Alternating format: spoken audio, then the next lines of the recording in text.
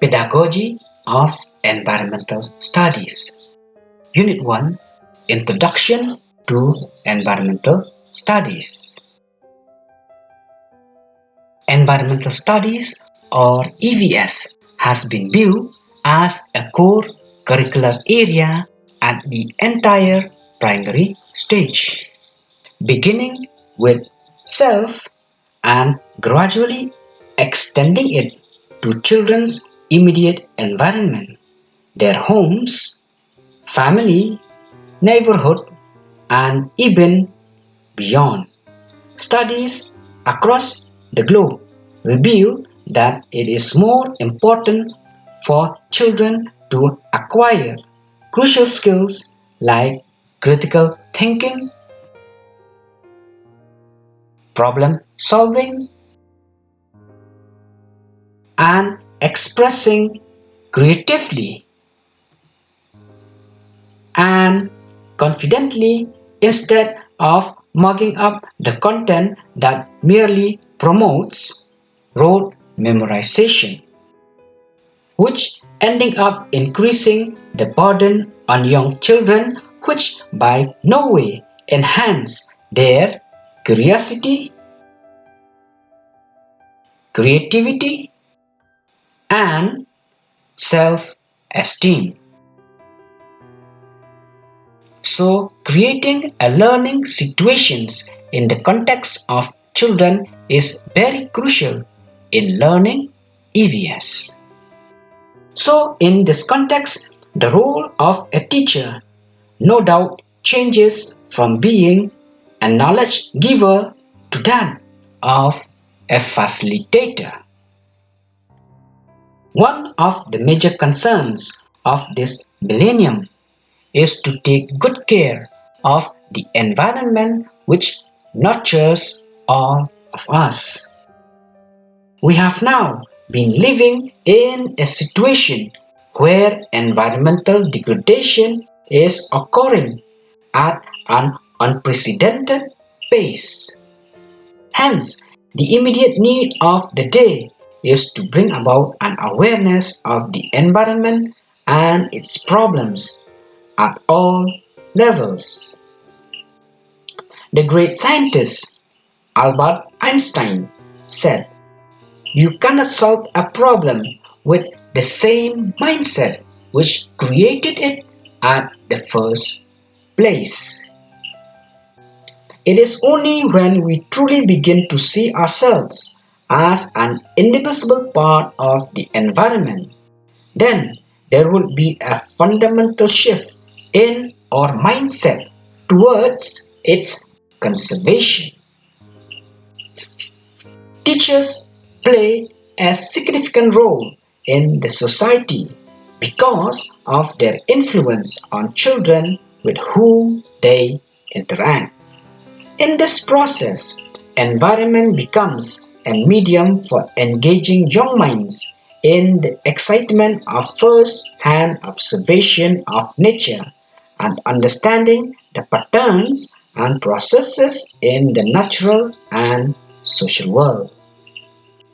In this context, it has necessitated a relook into the curriculum of teacher education so as to prepare young minds to appreciate the importance of environment in a holistic manner, not only for human survival but for all life forms on earth. Environmental studies at this level is all about preparing learners to become global citizens with the ability to think critically, to develop sensitivity and respect for the natural and socio-cultural environment. The pedagogy of environmental studies empower teachers with ideas for effective transaction and evaluation of environmental studies at the primary stage, making the situation completely learner-centered.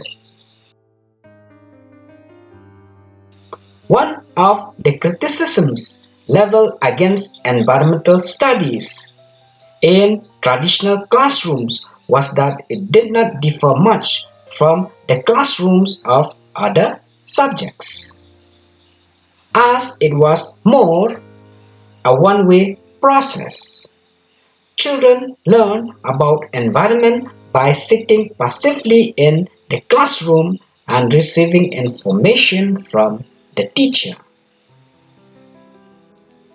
This was compared to a mug and jug model, where children were like a mug filled with information from a jug, which was the teacher.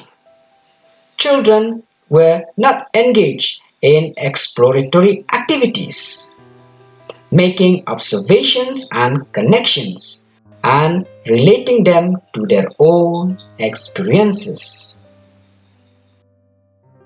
The objectives of environmental studies with special reference to NCF 2005.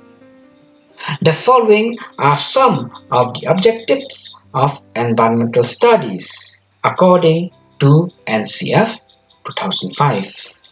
To train children to locate and comprehend relationships between the natural, social, and cultural environment. To develop an understanding based on observation and illustration drawn from life experiences, physical, biological, social, and cultural aspects of life rather than abstractions. To create cognitive capacity and resourcefulness to make the child curious about social phenomena, starting with the family and moving on to wider spaces. To nurture the curiosity and creativity of the child, particularly in relation to the natural environment. To develop an awareness about environmental issues. To engage the child in exploratory and hands-on activities. To acquire basic cognitive and psychomotor skills through observation, classification, and inference. To emphasize design and fabrication, estimation and measurement as a prelude to the development of technological and quantitative skills at later stages. To be able to critically address gender concerns and issues of marginalization and oppression with values of equality and justice and respect for human dignity and rights. A careful reflection of the above objectives reveal that they are centered on developing children's curiosity and awareness about their surroundings, knowledge and understanding of their environment, and their relationships and connections.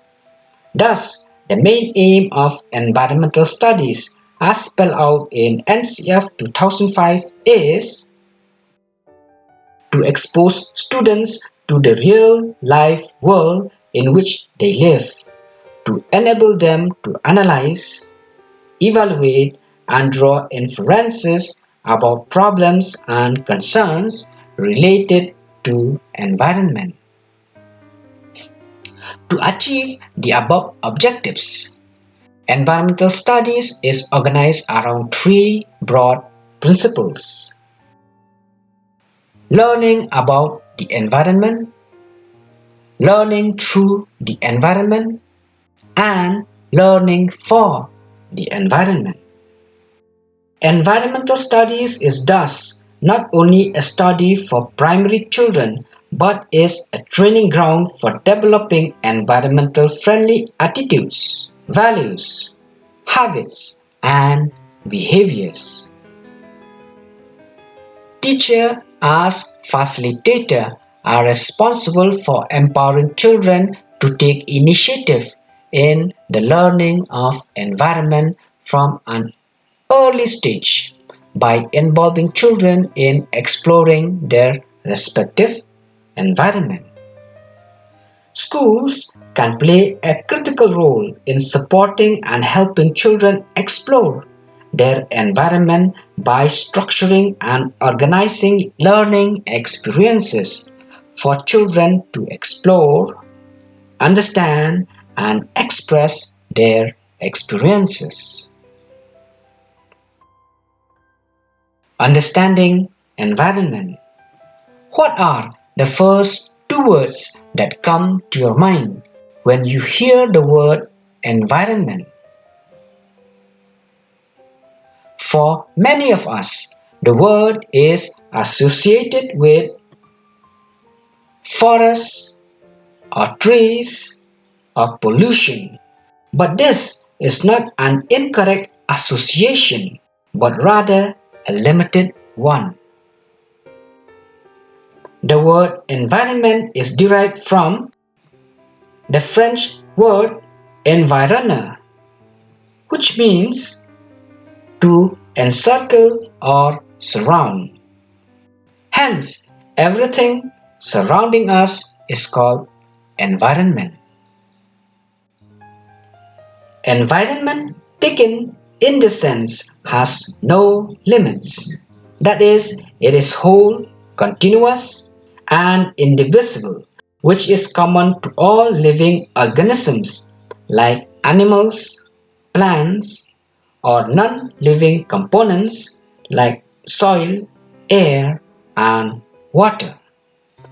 Broadly speaking, environment can be considered as a composite of different aspects: natural environment, human-made environment, socio-cultural environment. Natural environment. Natural environment includes all the abiotic factors around us, such as air, water, soil, rocks, and landforms, as well as biotic elements like plants, animals, and microorganisms, which are interdependent on each other and which lead to a variety of interactions between organisms and their environment. Human-made environment. Within this and emerging from this is the human-made environment, which has been twisted by human for his own requirement. It includes roads, buildings, industries, dams, and other structures which provide goods and services to humans. Socio-cultural environment. Individual, family, community, religion, education, economic, and political institutions make our social environment. It is from the family that most key activities of society are carried out, and one learns to live as a member of society. Culture is shaped by the natural environment and the interactions between individuals in a community. Environmental Protection Act 1986 defines environment as the sum total of water, air, and land, their interrelationship among themselves and with human beings, other living beings, and property. Thus, we can say that environmental studies is the scientific study of the environmental system and the status of its inherent or induced changes on organisms.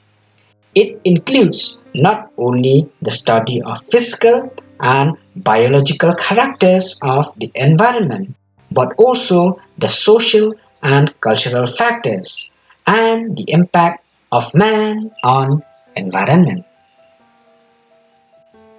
In a nutshell, environment is everything that surrounds us, of which we are also a part. Few thinkers have gone a step further by saying that environment includes all that is within and outside us. Why environmental studies at the primary stage? Although we understand the meaning of environment in its broadest context, many people still associate the term environment with only problems of water and air pollution, deforestation, vehicular pollution, waste disposal, etc. Many also wonder why a subject like environmental studies is introduced at the primary stage instead of subjects like science or social science, and why children at such a young age should study about environment and problems and issues associated with it. Environmental studies at the primary stage is an integrated subject which draws insights from science like physical, chemical, and biological subjects, social science like history, geography, political science, sociology, and environmental education. It aims at developing in children a holistic and integrated perspective about the environment where he or she lives. We might be familiar with the names of some of the great philosophers and thinkers, such as Pestalozzi, John Dewey, Maria Montessori, Rudolf Steiner, J. Krishnamurti, Aurobindo, and others. Almost all of these thinkers has invariably reflected on the aim of education as helping a child to develop as a wholesome individual. These thinkers have visualized a holistic education which aim at helping students to become the most that they can be, which mean the development of child's intellectual, emotional, social, physical, artistic, creative and spiritual potential, which is done not by rote learning in classes but through direct engagement and experience with the environment. Thus, it is child-centered as its focus is on helping children experience rather than teaching, which enable a child to explore, understand, appreciate, and value his or her environment. One of the main focus of environmental studies is to expose children to the actual world in which they live by helping them to explore and connect with their natural and human-made surroundings. Such interactions with their surrounding are immensely important for their healthy development, which enhance children learning capabilities. Such an understanding would enable children to appreciate their intricate relationship with the environment, comprehend the various environmental problems, and develop necessary insights and attitudes towards solving them. To summarize what has been described so far, environmental studies help children to connect with their natural and human-made environment and in understanding their dependence on the various components of environment and expose them to real-life world, which enable them to analyze, evaluate, and draw inferences about problems and concerns relating to environment. Help children to develop a holistic understanding of their environment, including socio-cultural environment. Thank you.